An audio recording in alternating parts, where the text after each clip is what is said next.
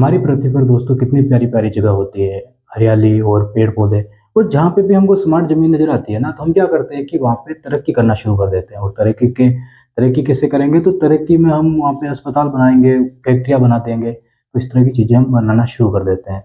इससे सीधा मतलब ये है कि हमें जो प्रकृति ने संतुलन बिठा के दिया है ना, वो हमको पसंद नहीं आ रहा है। और हम पसंद क्यों आएगा हमको बताओ। पेड़ सिर्फ ऑक्सीजन दे रहे हैं हमको, लेकिन प्रकृति के अंदर उसने कोई अस्पताल बना के थोड़ी दिया है क्या हमको। तो वो चीज़ें हमको पसंद नहीं आ रही, तो हमको अस्पताल बनाने हैं, फैक्ट्रियाँ बनानी है। और जो पेड़ हैं उनको काटना है हमको, क्योंकि हम पेड़ों से ज़्यादा ऑक्सीजन बना तैयार कर सकते हैं ऑक्सीजन सिलेंडर में। और वो ऑक्सीजन फिर हम घर घर पहुंचा के लोगों की सेहत, प्रकृति के द्वारा जो ऑक्सीजन दी जा रही है ना, उससे ज़्यादा बेहतर कर सकते हैं। थोड़े पैसे ही तो खर्च होंगे, जो दे देंगे हम, उसमें क्या है, पैसे हमारे पास बहुत है, कमी नहीं है पैसों की बिल्कुल भी। आज की हमारी क्लास भी इसी को लेकर है, संतुलन को लेकर है। दूसरी क्लास है हमारी नदियों को लेकर, राजस्थान की। हमारी जो ये क्लासें चल रही है, हम इसमें एक सेटअप कर रहे हैं कि नदियों को किस तरह पढ़ा जाए और नदियां वास्तव में होती क्या है, काम क्या करती है, किस प्रकार बारिश होती है, किस प्रकार बादल बनते हैं, किस प्रकार वाष्पीकरण होता है, किस प्रकार पेड़ों की पत्तियों से भी थोड़ी थोड़ा पानी निकलता है, वो हवा में उड़ता है, फिर ऊपर पहुंचता है और वो भी बारिश का एक कारण बनता है। तो जितनी भी घटनाएं हो सकती है ना नदियों को लेकर, वो हम सबको देख रहे हैं, ताकि बाद में जब हम नदियाँ पढ़ेंगे, जब हम चंबल नदी हो गई, बनास नदी हो गई, सिंधु तो भारत की है, लूनी नदी हो गई, ये जो भी नदियाँ हो गई ना, इनको जब हम पढ़ेंगे, तब हम ये समझेंगे कि हाँ, ये नदियों में जो पानी आ रहा है वो ज़्यादा इसलिए आ रहा है, या बारहमासी नदी इस प्रकार है। वो सारे कारणों को हम पहले पढ़ रहे हैं। तो शुरू करते हैं हमारी क्लास को। ध्यान से सुनना, ध्यान से समझना और पूरी क्लास देख के ही जाना। आपको काफ़ी कुछ इसमें नया मिलने वाला है। ये मत सोचना कि ये बच्चों वाले क्वेश्चन है या है, नहीं। क्वेश्चन कोई भी बच्चों वाले नहीं होते। पढ़ाई करनी है तो बच्चा बनकर ही करनी है, बाकी नहीं करनी है। ठीक है, शुरू करते हैं हमारी क्लास। देखो, समझना इस बात को। नदियों का प्रवाह चक्र से हमारा मतलब क्या है। नदियों का प्रवाह चक्र होता है जिसमें एक संतुलन बिठाया जाता है कि किस प्रकार प्रोसेस आगे बढ़ती है। जैसे आप रोटी बनाते हो घर पे, अब रोटी बनाने के लिए आपको आटा लेना पड़ेगा, एक बर्तन लेना पड़ेगा, उसके अंदर पानी डालना पड़ेगा, उसको गूंथना पड़ेगा, और फिर गोल रोटी तैयार होके फिर आप उसको सेकने पे जाओगे। लेकिन क्या ऐसा हो सकता है क्या कि आप डायरेक्ट चूल्हे पे आटा डाल दो, डायरेक्ट पानी डाल दो और फिर आपकी रोटी तैयार हो जाएगी? तो ऐसा नहीं होगा। तो नदियों का जो प्रवाह चक्र होता है ना, उसका संतुलन भी ठीक हमें क्रम वाइज ही करना होता है, और वैसे ही होता है। तभी हमारे सामने जो इतनी बड़ी बड़ी नदियां अपना पानी लेके आती है, वो आ पाती है। बाकी अगर संतुलन को थोड़ा भी बिगाड़ दिया जाए ना, तो फिर वो पानी नहीं लेके आएगी, बल्कि या तो बाढ़ आ जाएगी या सूखा ही रह जाएगा। तो इस तरह की स्थितियां बनती है। और जहाँ पे भी ये बाढ़ की स्थिति बन रही है या जो ये सूखा रह रहा है, तो ये भी प्रकृति के संतुलन के बिगड़ने के कारण हो रहा है। और बिगाड़ने का जो कारण है वो तो आपको पता ही है, इंसानों से बड़ा कौन सा कारण हो सकता है। ठीक है, तो शुरू करते हैं हमारी क्लास। ध्यान रखना कि राजस्थान के अंदर जो एग्जाम होने वाले हैं ना, या अब हो रहे हैं, वो एग्जाम यूपीएससी की तर्ज पे हो रहे हैं। मतलब कि हमारे सामने सीधे कॉन्सेप्ट आएंगे हमारे समझने के लिए। उस कॉन्सेप्ट से एक कॉन्सेप्ट ऐसा उठेगा जिससे हजारों सवाल उठ सकते हैं। ऐसे ही कॉन्सेप्ट उठ जाएंगे। इसलिए फैक्ट रखने से ज्यादा ध्यान रखना है कि आप चीजों को समझ सको। तो प्रवाह चक्र, अब नदियों का प्रवाह जो हो रहा है ना, वो किसके कारण हो रहा है? तो हमारे सामने एक सीधा सा कॉन्सेप्ट है पानी को लेकर, कि पानी के द्वारा ही ये सारी चीजें हो पा रही है। वाष्पीकरण हो रहा है तो पानी को लेकर हो रहा है, या बारिश हो रही है तो पानी को लेकर हो रही है, बाढ़ आ रही है तो पानी को लेकर आ रही है, और जहाँ पे सूखा पड़ रहा है वो भी पानी की कमी के कारण पड़ रहा है। तो ये कॉन्सेप्ट हमारे सामने। तो पानी को लेकर चार चीजें हम बता सकते हैं यहाँ पे, कि पहला, या तो पानी उड़ेगा। सिंपल सी भाषा में अगर बात करें तो या तो पानी उड़ेगा या पानी बहेगा। दूसरी चीज, या पानी बहेगा। तीसरी चीज आती है कि यह पानी उड़ेगा, बहेगा या भूमिगत हो जाएगा। भूमिगत हो जाएगा, और या फिर क्या होगा, ये जम जाएगा, मतलब कि बर्फ हो जाएगा। अब देखो, बच्चों वाली बात थी बिल्कुल ही, लेकिन इनसे क्या निकल के आया हमारे सामने। उड़ेगा तो मतलब वाष्पीकरण होगा। ठीक है, तो लिख देते हैं वाष्पीकरण होगा, वाष्प बन जाएगा। बहेगा मतलब प्रवाह होगा। ठीक है, प्रवाह होगा। भूमिगत होगा मतलब कि भूजल हो जाएगा, जमीन के अंदर हो जाएगा। ठीक है, सीधा का सीधा ये। बर्फ होगा मतलब कि हमारे सामने ग्लेशियर बनेंगे। और ग्लेशियर हमको देखने को कहाँ मिलते हैं? जहाँ पे बर्फीली जगह होती है, या जहाँ पे सूर्य की किरणें नहीं पहुंच पाती है, वहां पे क्या मिलेंगे हमको? ग्लेशियर मिलेंगे। तो देखो, हमने सिंपल भाषा में इसको बनाया, लेकिन हमारे सामने कठिन जो शब्द निकल के आए, वो ग्लेशियर, भूजल प्रवाह और वाष्प। अब यही चीज, यही शब्द हमको समझ में नहीं आते हैं, लेकिन हमने इनके साथ इनको जोड़ा, क्लियर हो गया, आसानी से हमको समझ में आ गया। अब इनको बात करनी है कि हमारे जो प्रवाह चक्र है वो किस प्रकार है। तो समझना, सबसे पहले हमको बात करनी है किसकी? उड़ना। पानी का उड़ना क्या है, या वाष्पीकरण क्या होता है? ठीक है, तो अब देखना है यहाँ पे, इसको ध्यान से सुनना। सबसे पहले वाष्प कहाँ पे बनेगी? जहाँ पे सूर्य की किरणें पहुंच पा रही होगी। अब वो कहाँ पे पहुंच पाएगी? तो इसी के कॉन्सेप्ट को अगर हम निकालें, तो सबसे पहले झीलों में पहुंच पाएगी। ठीक है, जहाँ पे भी झीलें बनेगी, जहाँ पे पानी होगा, और अगर गर्मी पड़ रही है तो गर्म हवा के साथ ऊपर उठने लगेगी। दूसरा कॉन्सेप्ट कहाँ पे आएगा? तो तालाब होते हैं, वहां से भी तो वाष्पीकरण हो सकता है ना। दो चीजें आ गई। तीसरा कॉन्सेप्ट कौन सा आएगा और कहां से उठ सकता है? तो जो पेड़ होते हैं ना, पेड़ की पत्तियां होती है, वो भी तो वाष्पोत्सर्जन करती है ना, आपने साइंस में पढ़ा होगा। तो पत्तियों के चलते। उसके बाद कहाँ पे? तो नदियों में ही गर्मी बढ़ रही है, तो वहां पे भी होगी नदियों के द्वारा। नदियों के द्वारा। उसके बाद हम बात करते हैं समुद्र के द्वारा। तो ये इतनी सारी चीजें है ना, इन चीजों से क्या बन रही है? वाष्प बन रही है। तो एक कारण ये हो गया कहाँ का, कि गर्म हवा के साथ ये ऊपर उठ रहा है। लेकिन यहाँ पे दिक्कत ये आती है कि गर्म हवा के साथ पानी ऊपर उठ सकता है, तो ये कैसे उठ सकता है? ठीक है, तो इसको समझना आप। अब वाष्पीकरण कैसे होगा देखना, कि धूप पड़ेगी तो धूप के साथ हवाएं हल्की होने लगेगी, हल्की होने के साथ वो ऊपर उठने लगेगी। तो यहीं पे एक चीज समझना, कि वाष्पीकरण के साथ जब हवाएं ऊपर उठेगी ना, तो अपने साथ पानी की कुछ बूंदे लेके जाएगी। अब यहाँ पे क्या होता है कि जैसे ही सूर्य की किरणें पड़ती है पानी के ऊपर, समुद्र में पड़े, चाहे नदियों में पड़े, चाहे पेड़ की पत्तियों पे पड़े, जहां पे भी धूप पड़ रही है ना, तो वहां पे क्या होता है कि जो पानी बूंदे होती है ना, वो और छोटे छोटे टुकड़ों में टूटने लगती है, वो धीरे धीरे और ऊपर उठने लगती है, तो हवा के साथ वो आसानी से ऊपर उठ जाती है। दूसरी चीज की हवा गर्म हो जाती है, और कोई भी गर्म चीज होगी ना तो वो ऊपर उठेगी। ठीक है, जैसे कि आप रोटी को देख लो, जब रोटी बनती है तो उसके अंदर जो भाप निकलती है वो ऊपर उठने लगती है, तो उड़ती रहती है, तो इस तरह ऊपर उठेगी। और वायुमंडल, जब जब तक पृथ्वी, आप देखना कि मान लो कि ये हमारी पृथ्वी है, ठीक है, और ये हिस्सा जो है वो वायुमंडल का है, कि यहाँ पे हमारा वायुमंडल है। अब चार तरह के मंडल होते हैं, तो एक है वायुमंडल। तो यहाँ पे तो काफी ज्यादा दबाव रहेगा, कि पृथ्वी के वायुमंडल के आसपास काफी ज्यादा दबाव रहेगा। कारण क्या होता है कि आपने ग्रीन हाउस गैसों का नाम सुना होगा। वो गैसें क्या करती है? गर्मी को सोखने का काम करती है। ठीक है, इससे क्या होता है कि पृथ्वी के ऊपर जो एक संतुलन बना है ना ऑक्सीजन को लेकर, तो वो बना रहे हमारे लिए। ठीक है, तो उसका काम कौन करती है? ग्रीन हाउस की गैसें करती है। तो वो इन्हीं क्षेत्रों में पाई जाती है। काफी सारी गैसें होने के कारण क्या होता है कि पृथ्वी के ऊपर यहाँ पे दबाव काफी ज्यादा होता है। लेकिन ये गर्म हवाएं अगर यहाँ से निकलकर इस, देखना आप, लेकिन ये गर्म हवाएं अगर यहाँ से निकलकर, इस जगह से निकलकर ऊपर उठने में कामयाब हो जाती है ना, तो फिर इनका जो दबाव था वो काफी कम हो गया है। कम होने के कारण क्या होता है कि ये फिर वायुमंडल के ऊपर फैलने लगती है आसानी से। ठीक है, वायुमंडल से बाहर निकलने के बाद ये फैलने लगती है यहाँ पे। और फैलने के बाद क्या होता है कि आज़ाद हो जाती है एक तरह से, कि यहाँ पे काफ़ी ज़्यादा दबाव था इनको इस लेयर के कारण, कि काफ़ी सारी गैसें दबाव बना रही थी। अब इसको कॉन्सेप्ट को समझना, कि आपको समझ में नहीं आया होगा दबाव कैसे बना रही थी। देखना, जब भी भारी चीज होगी ना पृथ्वी के ऊपर, वो क्या होगी? वो नीचे आने की कोशिश करेगी, दबाव दबाव पड़ेगा किसके कारण? तो वो बल पड़ेगा गुरुत्वाकर्षण के कारण। गुरुत्वाकर्षण। ठीक है, गुरुत्वाकर्षण के कारण क्या होगा कि जो भारी हवाएं होंगी ना, वो नीचे आने की, दबने की कोशिश करेगी। और भारी कौन सी चीजें होंगी? तो ध्यान रखना कि वो ठंडी चीजें जो होंगी ना वो भारी होंगी।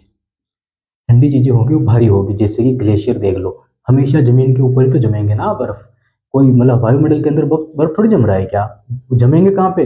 वो ऐसे स्थानों पे जमेंगे जिनकी ऊंचाई लगभग 6000 मीटर से ज्यादा होगी, या थोड़ी बहुत कम होगी, जैसे कि हमारा हिमालय। अब देखिए, लद्दाख के अंदर बारिश नहीं होती है लेकिन बर्फ जमती है वहां पे, तो वो स्थिति बनती है। ठीक है, तो ठंडी जहाँ पे जो भी होगी ना वो नीचे आने की कोशिश करेगी, और गर्म जो होगा ना, गर्म जो होगा वो ऊपर उठने की कोशिश करेगी। ठीक है, गर्म वस्तुएं ऊपर उठेगी और ठंडी वस्तुएं नीचे आएगी। मतलब कि जो गर्म हवाएं होंगी वो ऊपर उठेगी, और ठंडी हवाएं वो नीचे आने की कोशिश करेगी।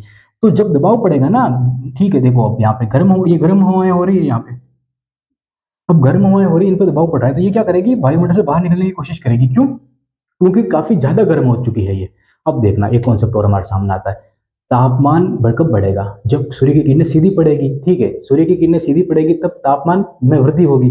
जब तापमान ज्यादा गर्म होगा ना, तब क्या होगा कि वो गर्म हवाएं अपना स्थान छोड़ के वो ऊपर उठेगी, और उन्हीं को भरने के लिए दूसरी हवाएं वहां पर आएगी।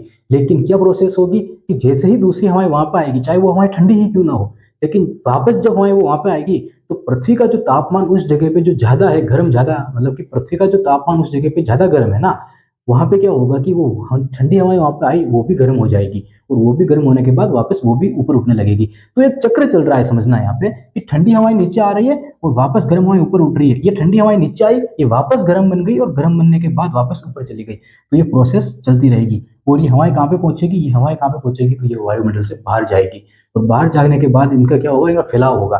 अब यहाँ पे एक कॉन्सेप्ट और निकलता है, कि अगर हवाएं गर्म है तो मतलब कि उनके अंदर एनर्जी है।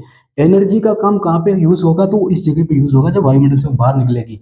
और वायुमंडल से बाहर निकलने के बाद जब उनका एनर्जी का यूज होगा, तो वो कहाँ पे यूज होगा? तो ध्यान रखना, जब हवाएं खुद को फैलाएगी ना वहां पे, मतलब कि पहले तो गर्म हवाएं सीधी ऊपर गई, लेकिन वहां ऊपर जाने के बाद वो फैलने लगेगी, और फैलने के बाद वहाँ पे क्या होगा कि उनके अंदर जो पानी की बूंदें होंगी ना वो फैलने लगेगी। लेकिन समझना, जो गर्म हवाएं ऊपर उठी और वो ज्यादा ऊपर उठेगी ना तो तापमान ठंडा होने लगेगा ऊपर, ठीक है, तापमान ठंडा होने लगेगा। उसके कारण क्या होगा कि वो जो बारिश की बूंदें हैं ना वो सघन होने लगेगी और आपस में जमने लगेगी।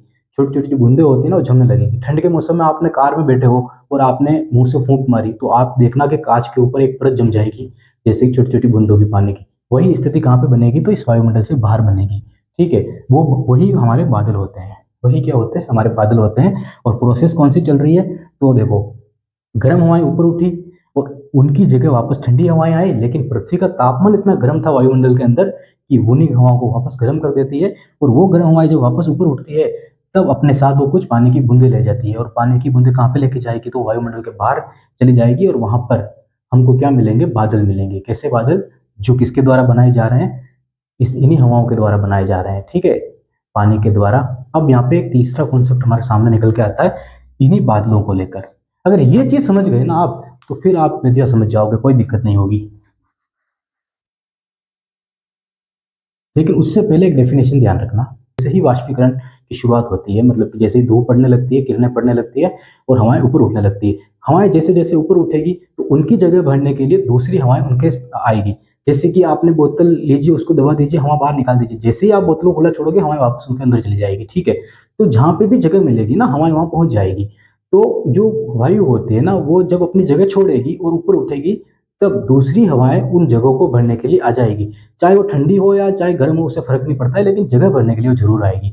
तो उससे क्या होता है कि अगर पृथ्वी का तापमान ज्यादा गर्म है ना, तब क्या होता है कि वो हवाएं जो होती है वो क्या करती है कि गर्म हो जाती है और गर्म होने के साथ वो भी ऊपर उठने लगती है। तो ये प्रोसेस जो चल रही है ना, इसमें थोड़ा थोड़ा पानी जाता रहता है। वैसे ही कैसे, जैसे कि बारिश हो रही है और बारिश की एक एक बूंद मिलकर किस प्रकार नदी बना देती है और किस प्रकार समुद्र बना देती है, ठीक है। तो यही जो प्रोसेस, अगर सोचिए कि समुद्र के अंदर हमेशा वाष्पीकरण होता रहे और पानी वापस ना पहुंचे तो समुद्र तो सूख जाएगा ना।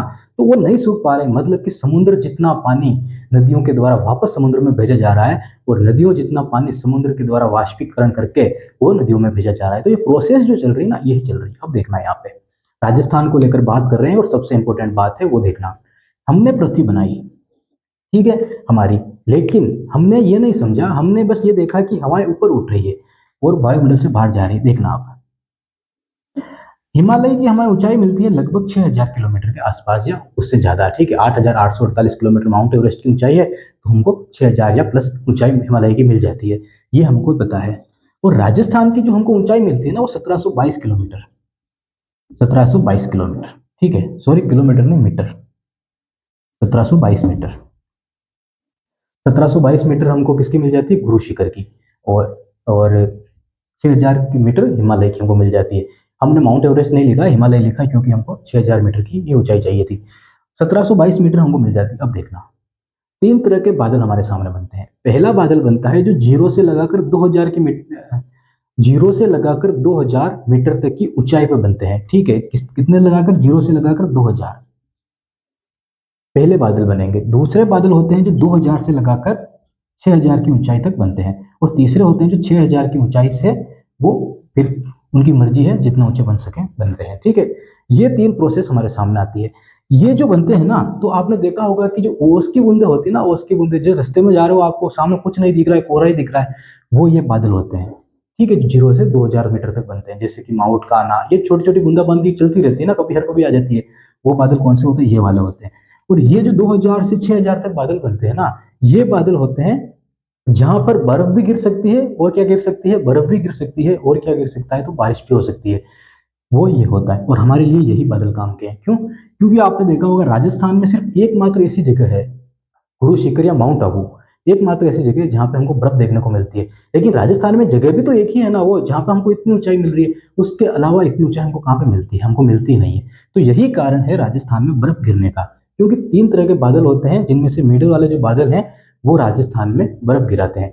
और 6000 प्लस, ठीक है, 6000 मीटर के बाद जो भी बादल बनेंगे वो बादल कैसे होंगे, तो ध्यान रखना, वो बादल जहाँ पे सिर्फ बर्फ ही बर्फ गिरेगी और हिमालय के अंदर हमको क्या दिखती है, बर्फ ही बर्फ दिखती है। और जब गर्मी आती है तो वो बर्फ पिघलने लगती है और उसके कारण जो मौतें होती है या जो भूस्खलन होता है, वो सारी चीज़ें का कारण कब बनता है, जब गर्मी आती है और बर्फ़ पिघलने लगती है, ठीक है? इसीलिए तो वहाँ पे सुरक्षा का इंतज़ाम किया जाता है काफ़ी ज़्यादा। तो ये प्रोसेस थी बादलों को लेकर, और बादल बनने के बाद उनमें बर्फ़ गिरेगी या क्या होगा, वो तापमान के ऊपर डिपेंड करता है कि तापमान कितना है। 6000 से ज़्यादा है तो बर्फ़ ही होगा, 2000 से 6000 है तो बारिश भी हो सकती है और बर्फ़ भी गिर सकती है, और 2000 से कम है तो वो माउट जैसी बारिशें होती है, छोटी-छोटी ओस की बूँदें हो गई, ठीक है? जो जमी रहती है ज़मीनों पे, ठीक है? ये सारी प्रोसेस बनती है। तो यही प्रोसेस थी। तो ये होता है प्रवाह चक्र। अब हमने बात कर ली वाष्पीकरण की, उड़ेगा। उसके बाद हम आगे बढ़ते हैं और आगे हम देखते हैं तो बहेगा।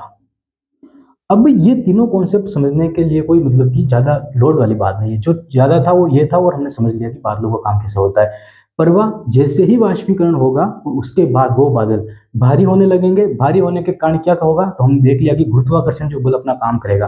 कोई भी चीज़ अगर भारी होगी तो उसको खींचने का काम करेगा।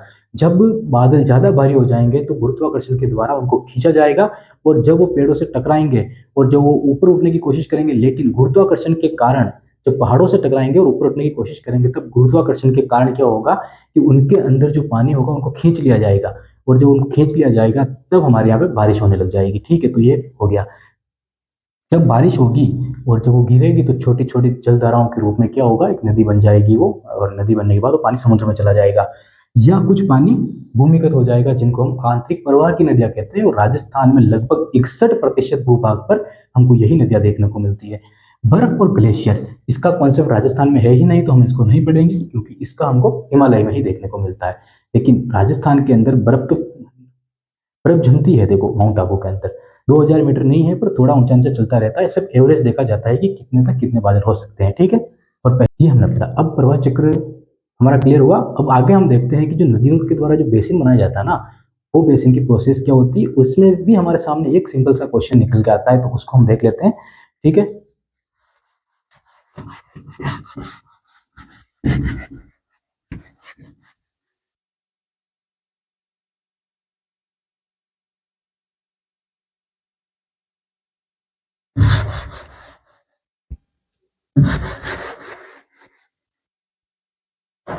नेक्स्ट कॉन्सेप्ट आता है हमारा कि बेसिन, ठीक है?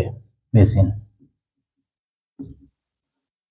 अब बेसिन क्या होता है? तो सिंपल सी बात है कि नदियों के द्वारा जो जहाँ-जहाँ पानी पहुँच पा रहा है या जहाँ से नदियाँ पानी लेके आ रही है, वो उस नदी का बेसिन होता है। लेकिन हमारे लिए क्वेश्चन क्या हो सकता है और हमको क्या समझना है? तो ध्यान रखना, मान लो कि एक एग्ज़ाम्पल के लिए हम लिख देते हैं कि बनास नदी है, ठीक है? बनास नदी, और इस नदी को बना भी देते हैं हम, ये नदी है, ठीक है? बनास नदी।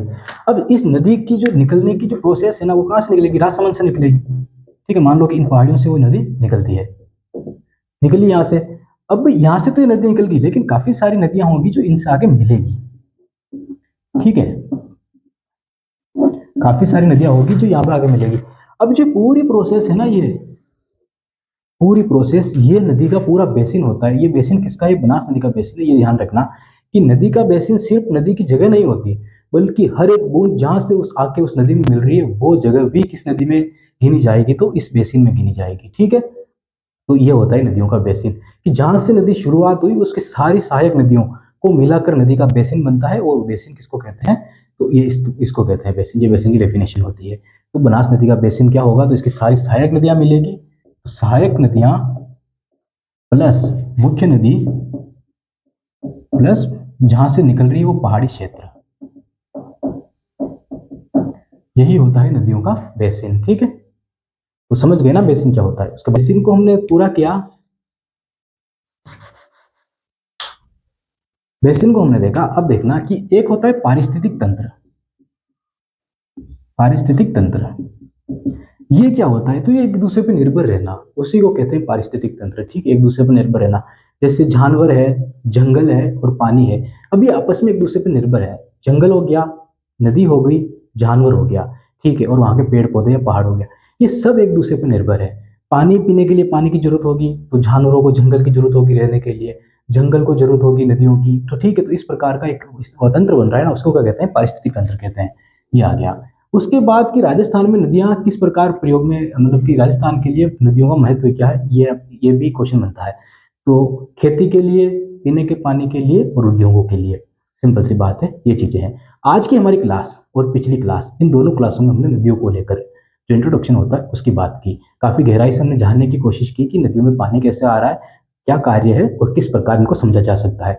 अब हमारी नेक्स्ट क्लास में कुछ फैक्ट के साथ गहराई में हम नदियों को लेकर बात करने वाले हैं राजस्थान की। तो क्लास कैसी